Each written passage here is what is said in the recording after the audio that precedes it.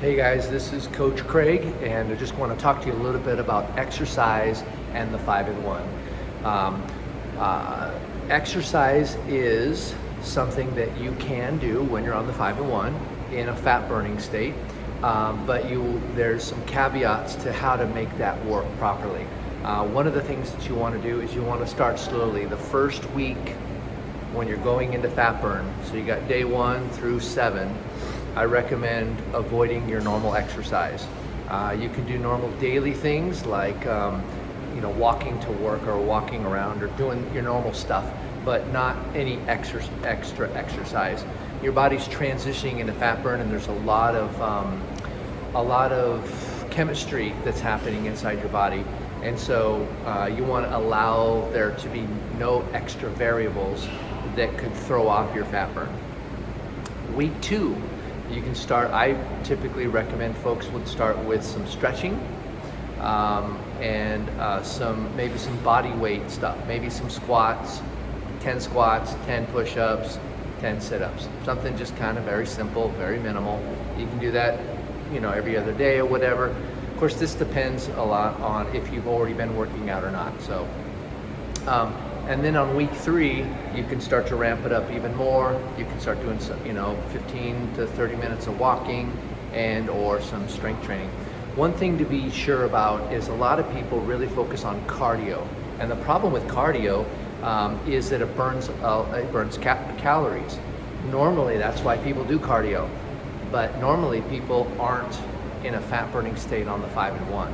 So when you're in a fat burning state on the 5-in-1, your body is consuming fat as part of your normal metabolism. I'll give you a little stat here. In order to burn 3,500 calories, which is 1 pound of fat, a person would need to walk 38 miles. 1 pound of fat, 38 miles. Who's got time for that, right? But the 5-in-1 does it like it's child's play. The 5-in-1 just says, whatever, we got this. You can burn half a pound to a pound per day on the 5-in-1. And so that's with 0 exercise. So what we recommend is that you let the 5-in-1 do the fat burning, and you do the exercise for your mind, for your social life, for your stress, for things like that. Now, one caveat here is for folks that like to exercise, or they're training for an event, or it's just part of their life. There is a amino acid supplement that you can add to the 5-in-1 that will allow you to increase the intensity of the exercise to pretty much whatever you want to do. When you do that, so DotFit is the brand that I use. I'll put a link below so you can get access to this.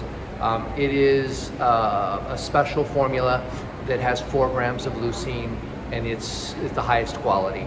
And so if you're going to use something else, check the amount of leucine that it has, and if it has less than 4, don't bother. The way that you utilize the aminos is, like, say Monday's a workout day. You do half a serving of the aminos, then you do a workout, then you do half a serving afterwards. On the next day, if it's a recovery day, you have the amino acid with your first fueling, with fueling 1. The next day, sandwich your workout. The next day, with your first fueling. So on your off days or your recovery days, it's with your first fueling. On your exercise days, it's bracketed around your workout. And that should set you up well. Now, here's a couple indicators. If your hunger level's going through the roof, you're progressing too fast, or you're not taking enough of the aminos. You're skipping the aminos on the days off. And so that should work out well. Obviously, work with your coach and monitor your hunger levels and how quickly you get back. But by the 3rd or 4th week, you should be able to be back into a pretty aggressive workout schedule with the aminos. Without the aminos, you got to keep things